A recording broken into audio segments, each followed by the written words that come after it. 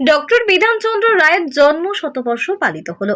বিখ্যাত চিকিৎসক এবং তার সাথে ছিলেন তিনি পশ্চিমবঙ্গের প্রাক্তন মুখ্যমন্ত্রী। ডক্টর বিধানচন্দ্র রায়ের জন্মদিবস পালিত হলো বহরমপুর কংগ্রেস ভবনে।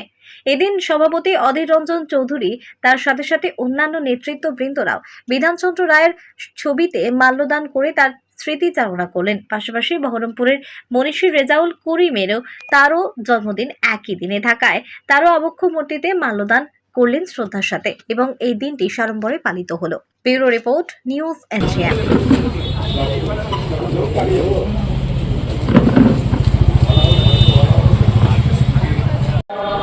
পরবর্তীকালে প্রেসিডেন্সি কলেজ, তারপরে বিদেশ তার পড়াশোনা, দেশে ফিরে আসা এবং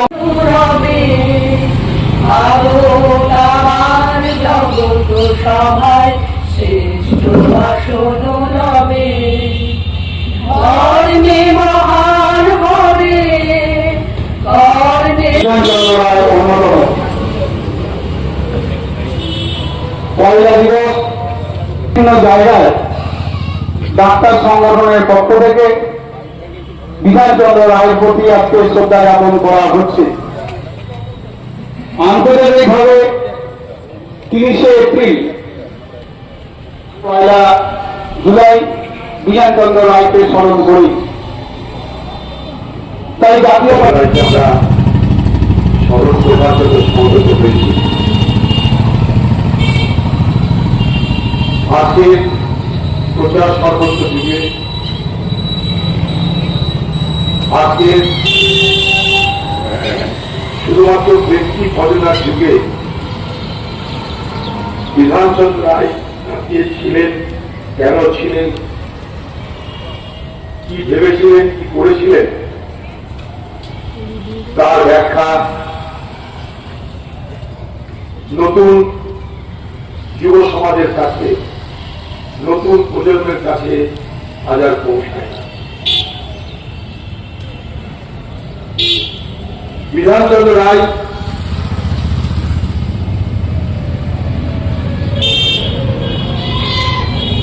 খুব সঠিক অর্থে একজন মহাপুরুষ ছিলেন, একজন রাষ্ট্রনেতা ছিলেন। ভারতবর্ষের রাজনৈতিক নেতা বহু আছে। সমস্যা ভারতবর্ষের যে ভারতবর্ষের রাষ্ট্রনেতা নেই, তা থাকলেও তারা বিরল। আজকে ভারতবর্ষের রাজ্যের সব সমস্যা বলে এই ভাবনা। এটা বিখ্যাত ব্যক্তি একটা কথা বলেছিলেন,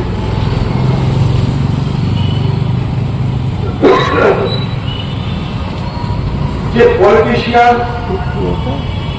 drinks for selection,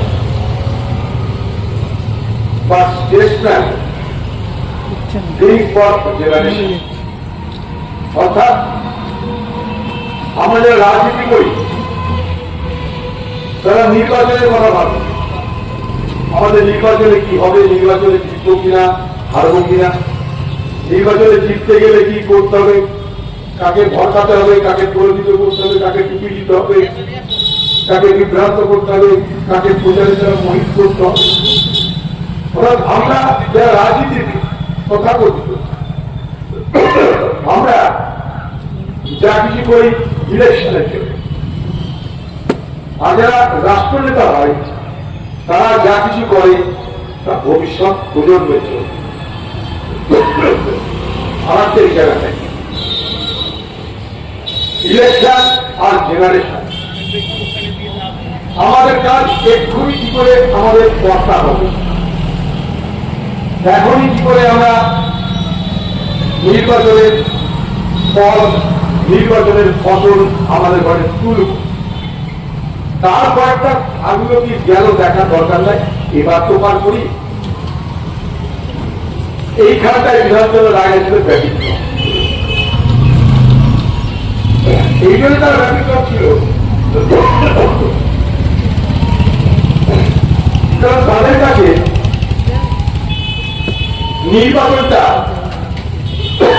কখনো প্রাধান্য পায়নি। তাদের কাছে প্রাধান্য পেয়েছিল রাজ্য গঠন এবং দেশ গঠন এবং ভবিষ্যৎ প্রজন্মের জন্য উপযুক্ত পরিকাঠামো, উপযুক্ত ব্যবস্থা, উপযুক্ত শিক্ষা, উপযুক্ত স্বাস্থ্য